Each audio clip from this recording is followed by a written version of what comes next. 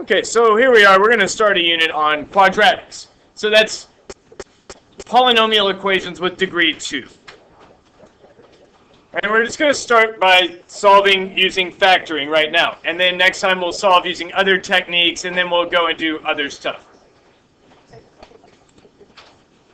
Okay, if I were to try to solve this equation by maybe, isolating x and saying x squared plus x equals 6, well, it's like, well, then what do I do?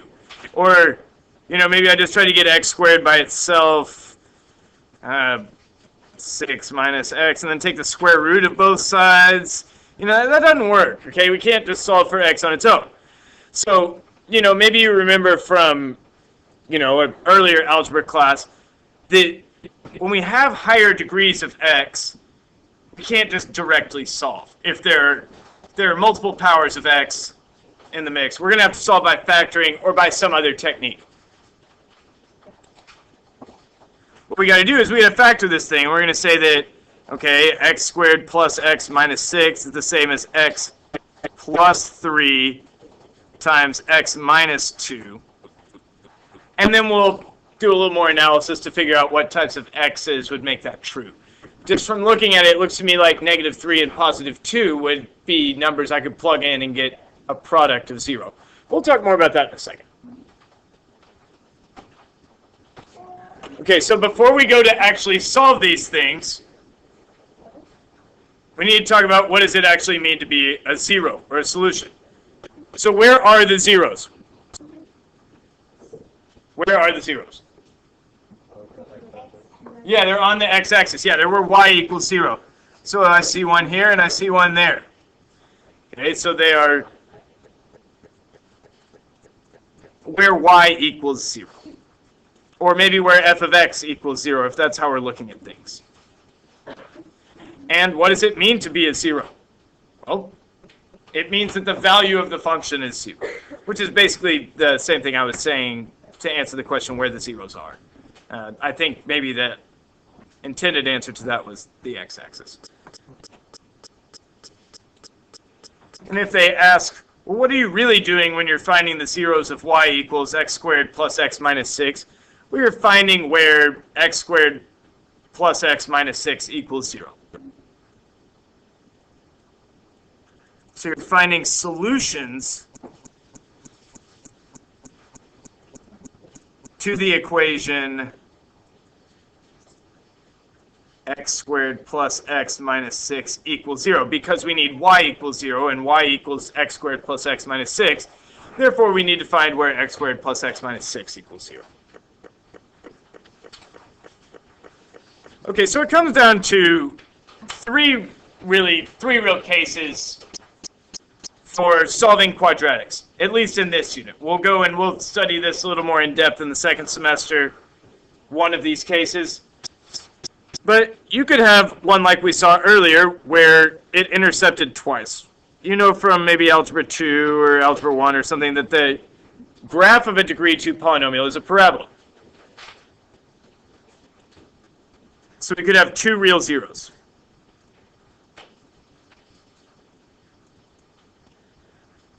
Okay. You could also have one that was upside down and went through the x-axis twice. You could have just one real zero. And what would that look like?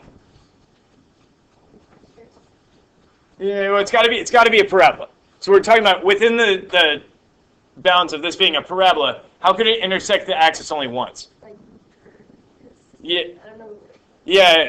it bounces on the axis. Might be a good term. Or there's other. I'm trying to remember. So it's coming down, and at the very bottom is where it hits the x-axis. So it really only hits it once. And then it could just be one like, say x squared plus 5. It could have no real zeros either. Okay, so this one has one real zero. And this is no real zeros.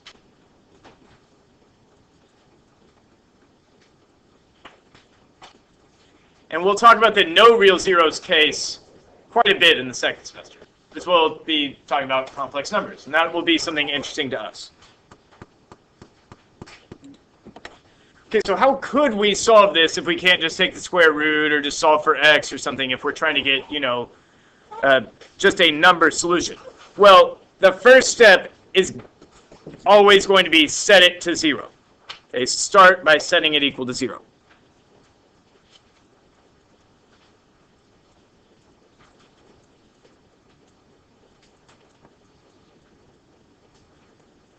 Okay, that's going to be the first thing. So I'm going to subtract 14 from both sides.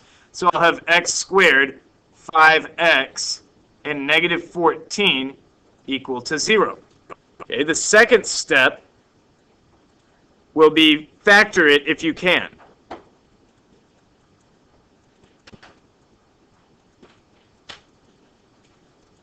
I'll tell you right now, all of the ones that we're going to encounter today and on the quiz next time will be factorable. Next time is when we will learn what to do when it's not factorable. And I suspect you already know what to do when it's not factorable. You probably don't like it, but the good news is this year it's not going to seem nearly as bad. Okay, so we can factor this thing, right? Two numbers that multiply to negative 14 and add to positive 5 would be positive 7 and negative 2.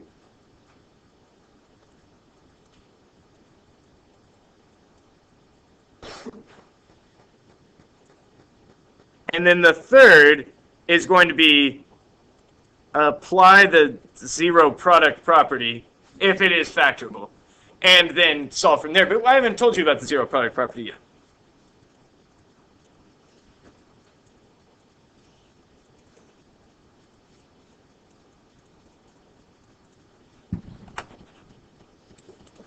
Okay, the 0 product property.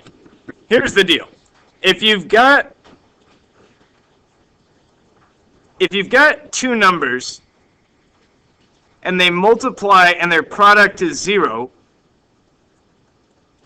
then it must be the case that one of them is 0, right? You're not going to multiply two non-zero numbers together and get 0. That's not possible. So we'll say either A equals 0 or potentially B equals 0. That's a guarantee.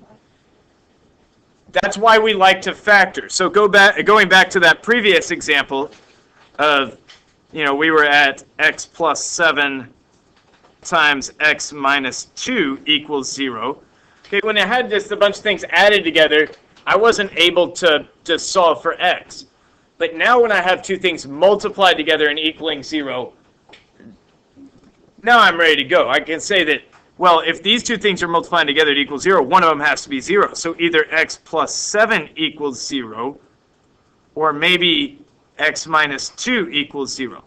And then this is something we know how to solve. I'll subtract 7 from both sides over here, and I'll get x equals negative 7. And over here, I'll add 2 to both sides, and I'll get x equals 2. Okay, and those are the solutions to that equation. It's an equation that has more than one solution. Okay, so our purported solutions were positive 2 and negative 7. So what I'm going to do is I'm going to go back over here to the original statement of the equation. And I'm going to check just to see what's happening here. Okay, so x equals 2. So 2 squared is 4, plus 5 times 2 is 10, does equal 14. Okay. So that's good. It does make the equation true. Then we've got x equals negative 7. Okay, I square negative 7 and I get positive 49. But 5 times negative 7 is negative 35. If I take 49 and I subtract 35, I will end up with 14. Okay, so we can see that both of these numbers make that equation true in their own way. So we say that they are both solutions to that equation. Okay, in an ideal world, we already have things factored.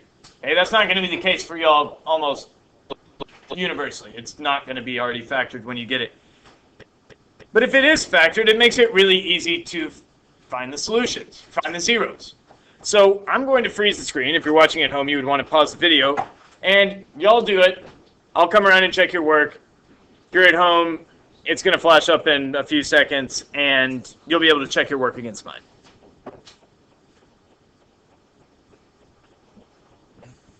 Okay, here you go. All right, so question was, how do we get x equals 0 on the second one? Well, I think probably the way to go is I'm going to write it like this. So one of the things in the red parentheses has to equal 0 in order for the whole thing to equal 0. So that means that either on the left that x has to equal 0, or on the right that x minus 5 has to equal 0. Okay? And if x equals 0, well then I have 0 times some number minus 5, and that'll always be 0 because I've multiplied by 0. It's kind of a game ender.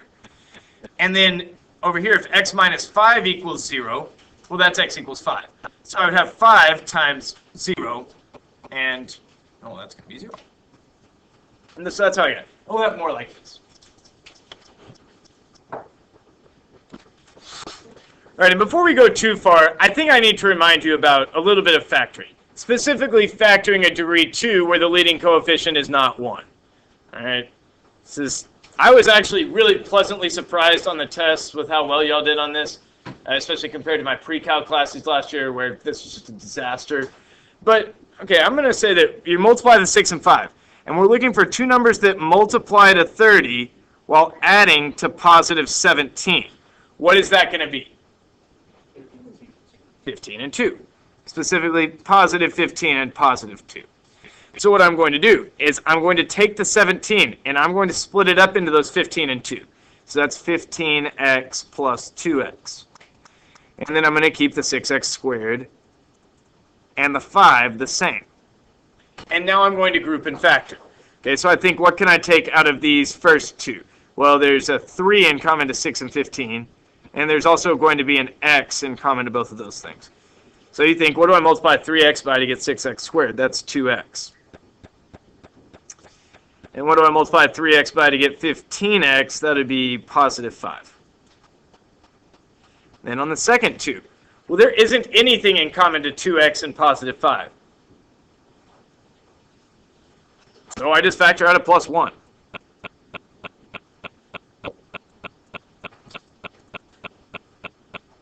And then if you've done it right, you'll see that these are the same and can be factored out of both things I'm adding together. So I'll have 2x plus 5 times 3x plus 1.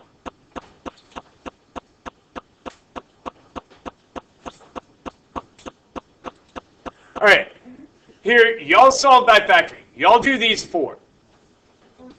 Okay, I'm going to freeze the screen, and you can just check your work against mine when I unfreeze it. And if you're working at home, I'm just going to work this one quietly. I'm not going to pause the video.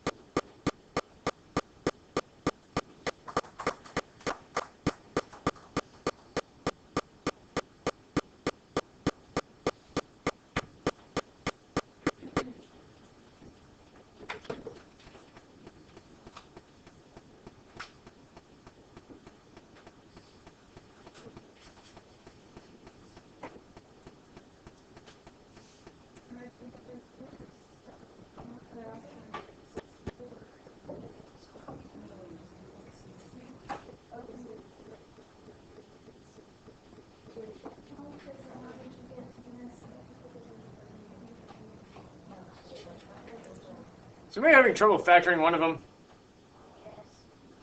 There's which one? Oh, no, I'm not having trouble factoring that one. Wait, did I do it right? Yeah, the last one I'm having a bit of a tough time with. I'm not sure it's set up correctly. I think I'm going to unfreeze it. The 5, this one? All right, so we needed to change that example. It was not set up to be factored. We changed the 60 to a 200, and now we've got it to where I can factor. So two numbers that multiply to negative 40 while adding to negative 6 would be negative 10 and positive 4. All right, so what we do when we get something like this is if we have three things multiplied together, one of them, and they equal 0, one of them has to be equal to 0. So either it's the case that 5 equals 0, which it's not. It could be that x minus 10 equals 0, which would be x equals 10. Or maybe x plus 4 equals 0, which would give us x equals negative 4. So that 5 on the outside is not contributing any solutions. It's just, as we'll see next time, it's just going to make the parabola a little steeper. Okay, so a really common error is when you see anything out in front saying x equals 0 is the solution. So if you just stop to say that either this thing equals 0 or that thing equals 0 or the other thing equals 0, will keep you from making that error because you'll find yourself saying either 5 equals 0 and 5 doesn't equal 0. So it's not going to give you any solution there. All right, here we've got a couple of more, ones that don't have a constant term. So I'm going to start with the one on the right. I'm going to factor this. I'm going to factor out an x. So I'll have an x times x plus 5 equaling 0. And so that means that either x equals 0 from the left, or maybe the thing on the right is equal to 0.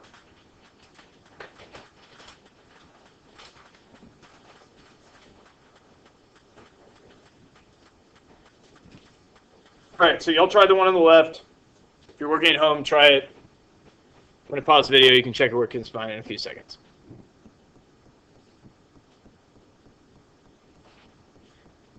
Here we go. Remember that we have to start these by setting the equation to 0. You cannot solve these if you don't set them equal to 0.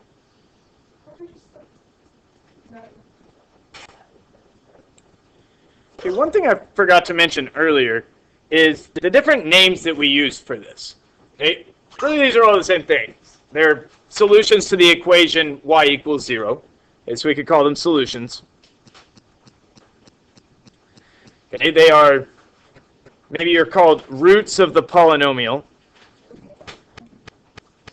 Okay, I know y'all like to call them zeros because it really kind of speaks to what they are. We could also call them x-intercepts because if you look on the picture of the graph, that's exactly what they are. They're x-intercepts.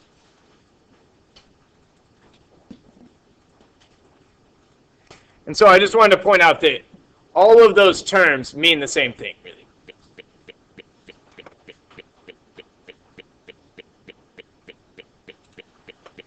All right, I'm going to do the one on the left for you, and then I'm going to have you do the one on the right. Okay, although they're very similar. Okay, again, so we think, is there a greatest common factor? It's always the first question we ask ourselves when trying to factor something. And this one, there is no greatest common factor. We can't factor out a 2, we can't factor out an x, there's no 4 or 7 in common to everything. So I'm stuck saying, are there any numbers that multiply to negative 8 while adding to positive 7? And there are. I think that would be positive 8 and negative 1, yeah. And then what I do is I take this 7x and I split it up into those 8x's and the negative 1x's. Okay, so plus 8x plus 1x. I leave the negative 2 and the 4x squared the same. And if we're finding the zeros, we're interested in where this thing is equal to 0. Now I'm going to group and factor.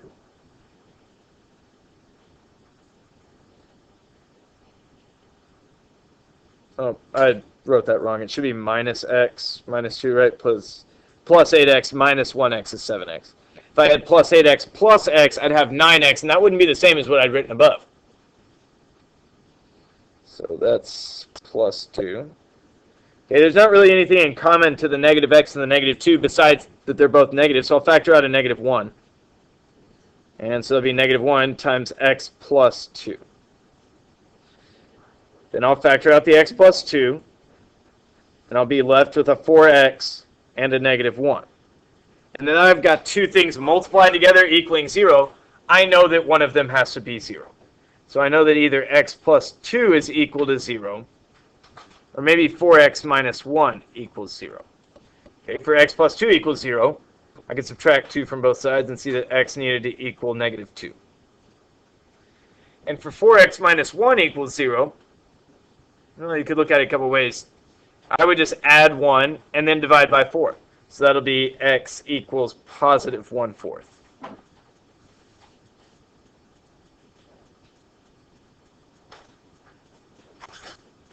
All right. Now, looking at that one, I want you all to do the one on the right. If you're watching at home, you can just follow along with my work.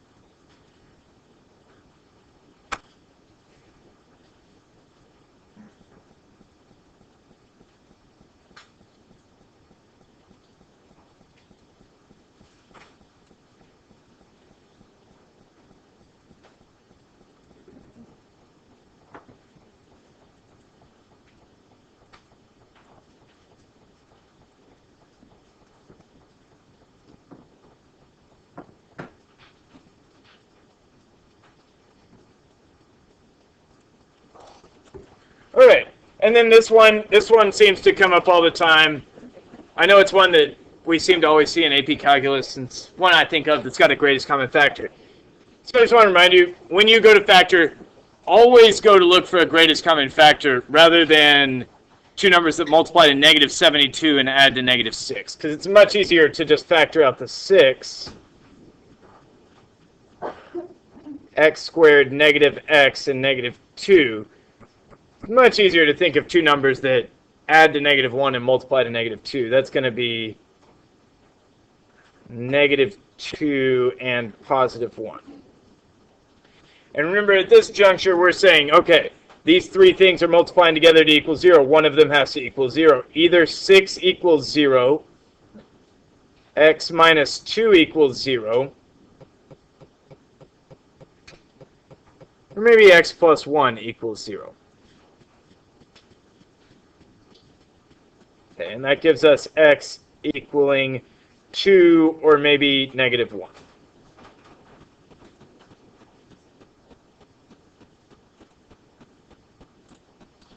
Okay, here's another good one. And it kind of brings up a case that we haven't seen yet. And so what I'm going to do, I'm going to pause the video.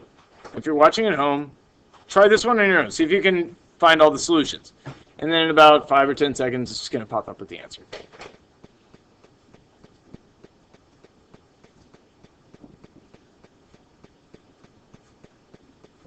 Okay, here it is. And this is one of our quadratic equations that has just the one solution. And so that's what we'll see. That's how we'll know there's just going to be one solution. It's when we see the same factor appear twice.